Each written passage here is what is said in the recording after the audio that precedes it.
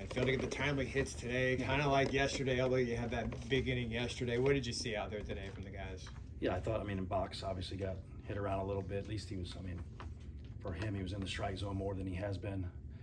A couple of those hits kind of got through that. I think he should only give up 3. That playing center is unexcusable. But then we had a bunch of shots with guys that usually you would want to up at the plate and didn't get it done. Sosnowski just said the team's not living up to its capabilities, and that was part of your message. What's most frustrating about that? Because you see the talent. Correct. Yeah, I think just having your best at bats to your best ability in the biggest moments, like that's how you win baseball games. Like the timeliness of the offense, being able to take the plan out there in the big moments, not just when things are going well, and somebody really step up and take a big swing when we needed it. It looked like the 7th inning had the makings of being a big inning. It looked like it was going to be first and second with no outs. What was the explanation? I guess it was obstruction with Kluska, but what were you told runner about lane that? violation. So they said he was not in the runner's lane down to first. So Okay. Is that fair? they looked at it. I haven't had a chance to look at it. So that's a reviewable play. He has to stay in the runner's lane the whole time until the last step. Is that called very often? Not very often, but it's kind of like when you see it in the big leagues. Anytime a guy's going to be out in front of the box, like he's out in front, like he's running inside the runner's lane, he has to get back in. It's kind of almost an unrealistic expectation. I don't think him being in there affect the play, but the rule's the rule. What were your thoughts on the bullpen, at least from Sosnowski, Victor, and Kramer, to be able to hold the line as much as they did? They're great, and obviously asking a lot out of all of them. Kind of had each of them on a pitch count and went way farther with Kramer than we actually wanted to, and we just gave up those runs at the end. Victor okay? He is, yeah, he's fine. At least as far as when he left the mound, everything was fine. Kramer just on a pitch count. Yeah, he pitched on Friday. He threw Tuesday, 30 something on. We were basically at.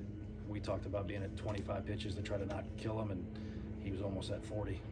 How are you guys trying to work through the inconsistency? Some games you guys are scoring the ball like no other, and then some games it's just you can't show. Well, I think a lot of things go into that, right? Like who's on the mound, kind of how that matches up, and how you deal with different stuff, and the ability to adjust from pitcher to pitcher as soon as you possibly can. Like that's a skill at the college level, and that's why you've seen our bullpen have some success, right? That you try to get different looks, and it's hard to adjust right away, but you got to do it, or else you get beat.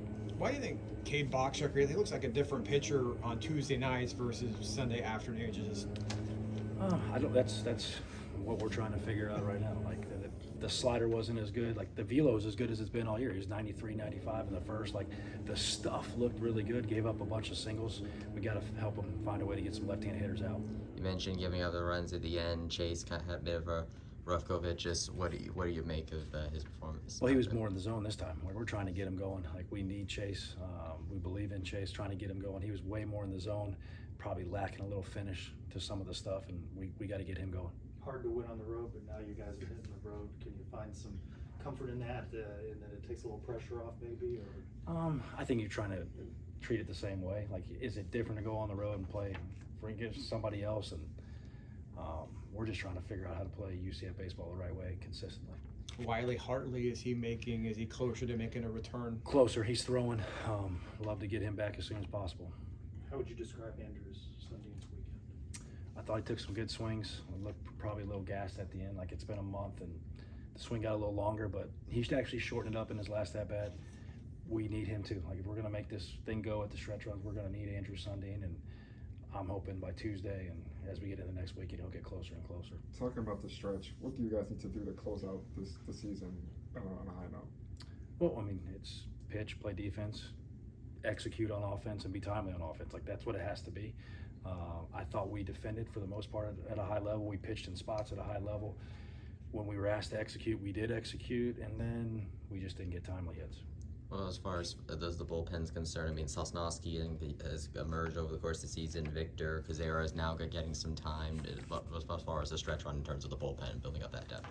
Yeah, we're going to need them all, and kind of we might have to shuffle, how we use them and when we use them, but we'll figure that out. That's good. What do you want the team to take with them as they go hit the road to North Florida and Houston? Well, I told them, this is time to respond. I have no doubt that they're going to respond. They've responded from adversity every time to this point, and that's what I expect them to do. Thank you, Coach. Appreciate it. Thanks, Safe travels. Appreciate it. Thank you, guys.